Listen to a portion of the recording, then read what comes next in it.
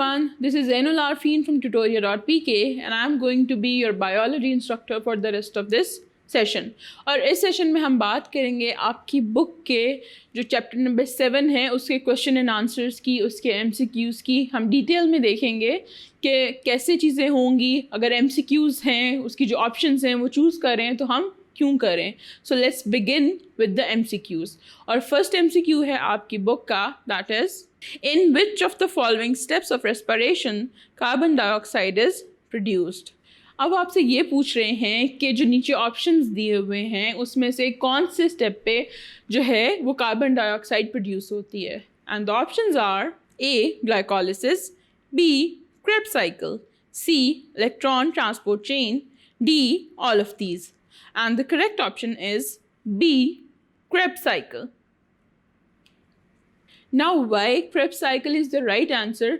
तो अगर आपकी बुक में जहाँ पे इन तीनों स्टेप्स को इकट्ठा लिखा गया है, एक डायग्राम दी हुई है, पूरा रिएक्शन है उसमें, glycolysis, Krebs cycle and electron transport chain, अगर आप उसमें देखें तो सिर्फ और सिर्फ क्रेब्स साइकिल एक ऐसा स्टेप है जिसमें कार्बन डाइऑक्साइड प्रोड्यूस हो रही है। ग्लाइकोलिसिस में और इलेक्ट्रॉन ट्रांसपोर्ट चेन में कार्बन डाइऑक्साइड प्रोड्यूस नहीं होती, इसलिए B Krebs cycle is the right option. Now the next MCQ is oxygen takes part in aerobic respiration in। अब उन्होंने आपसे ये पूछा है कि नीचे जो स्टेप्स दिए हुए हैं उसमें किस स्टेप पे ऑक्सीजन का रोल आता है, यानी कहाँ पे वो यूटिलाइज होती है। And the options are A glycolysis, B link step between glycolysis and Krebs cycle, C Krebs cycle, D electron transport chain. And the right option is D electron transport chain. Why electron transport chain is the right answer? I'll again suggest you to look at that diagram जहाँ पे पूरा एक reaction given है तीनों steps का। उसमें जो electron transport chain है उसमें आप देख सकते हैं कि उसमें ही ऑक्सीजन इन्वॉल्व है, उसमें ही जितने हाई एनर्जी मॉलिक्यूल्स हैं जब वो कैरियर मॉलिक्यूल्स से पे जंप करते हैं फ्रॉम वन टू अनदर, उसके दौरान ही ऑक्सीजन की ज़रूरत होती है। उससे पहले हमारे पास ग्लाइकोलिसिस में भी ज़रूरत नहीं होती, क्रेब्स साइकिल में भी ज़रूरत नहीं होती, एंड पे आके इलेक्ट्रॉन ट्रांसपोर्ट चेन में हम ऑक्सीजन को यूटिलाइज कर रहे होते हैं। The next MCQ is when a plant was kept in darkness for many days it's leaves turned yellow, why. अब आपकी बुक में कुछ प्रैक्टिकल्स भी गिवन हैं। उन प्रैक्टिकल्स में से एक छोटा सा एक्सपेरिमेंट था कि अगर एक प्लांट को ज़्यादा दिनों के लिए जो है वो अंधेरे में रखा गया तो उसके जो लीव्स हैं वो येलो हो गए। अब आपसे रीज़न पूछी गई है क्यों।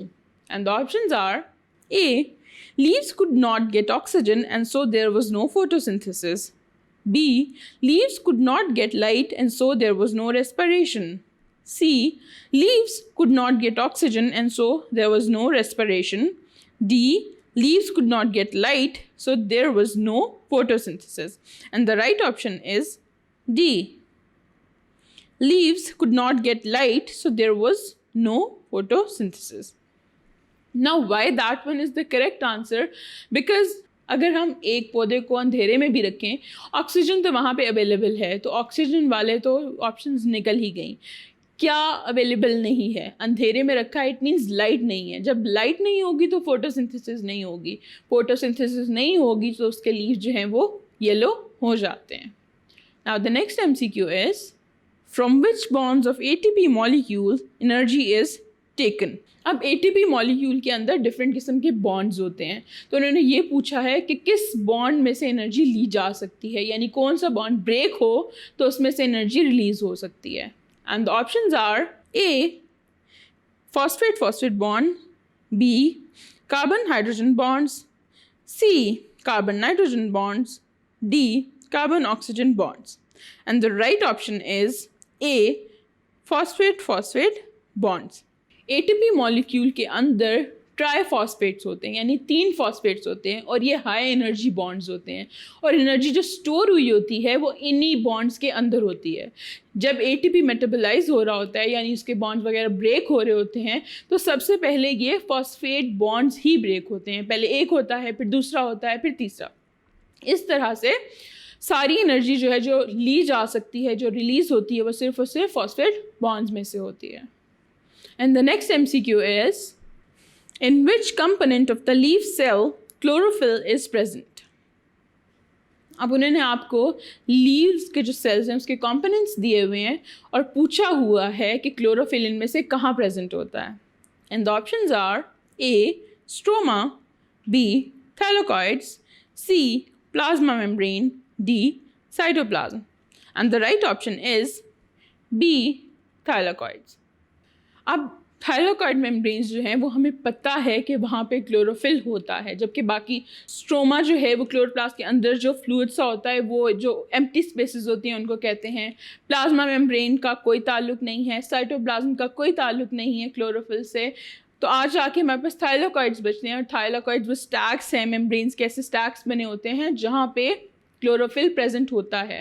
पूरे फोटोसिस्टम्स होते हैं, क्लोरोफिल पिगमेंटेशन वहाँ पे क्लस्टर्स बने होते हैं, तो उन्हीं को हम थाइलाकॉइड्स कहते हैं. इसलिए thylakoid is the right answer.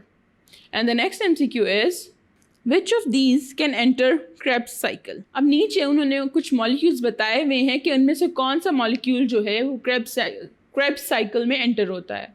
And the options are A glucose, B pyruvic acid, C citric acid, D acetyl cofactor A.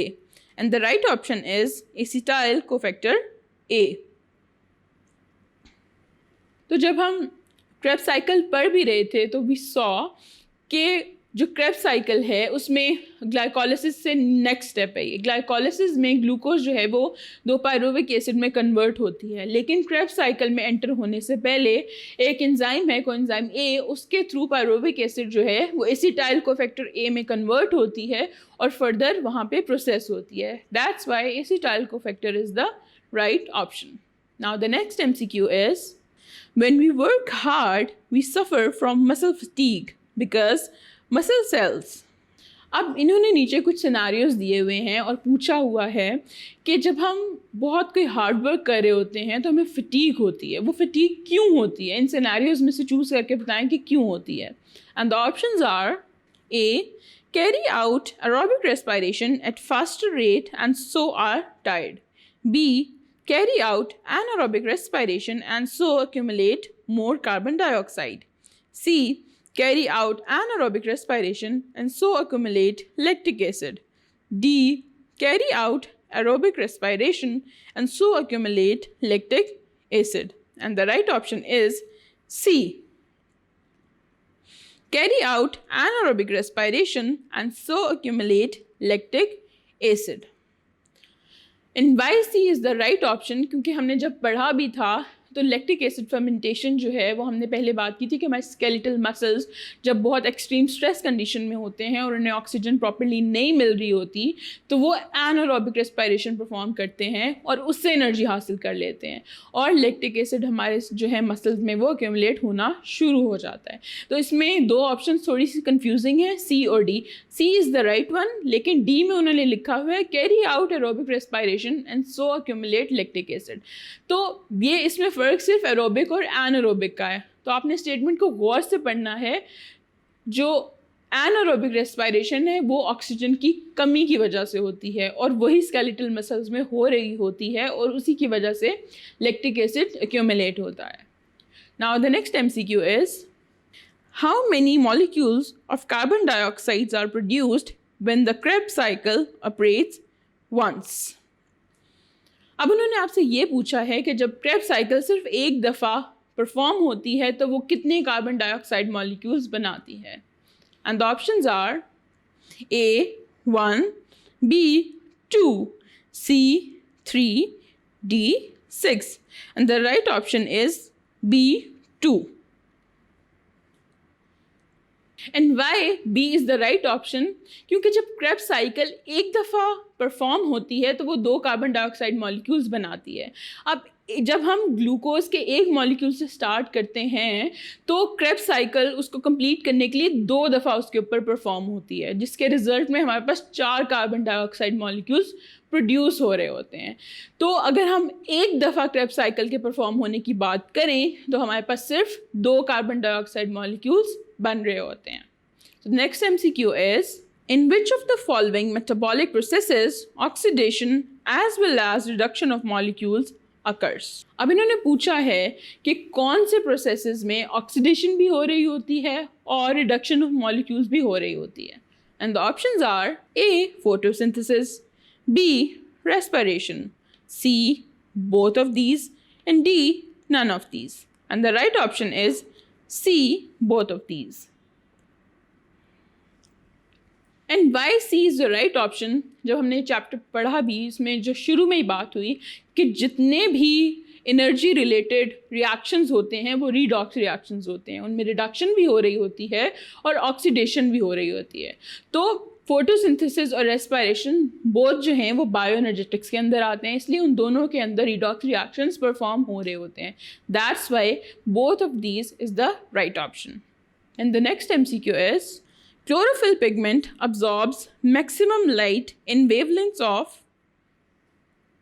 अब उन्होंने आपसे ये पूछा है कि क्लोरोफिल जो है वो मैक्सिमम कौन सी वेवलेंथ जो है उसकी लाइट को अब्जॉर्ब करती है. And the options are A green and blue, B green and red, C green only, D red and blue. And the right option is red and blue, यानी कि D.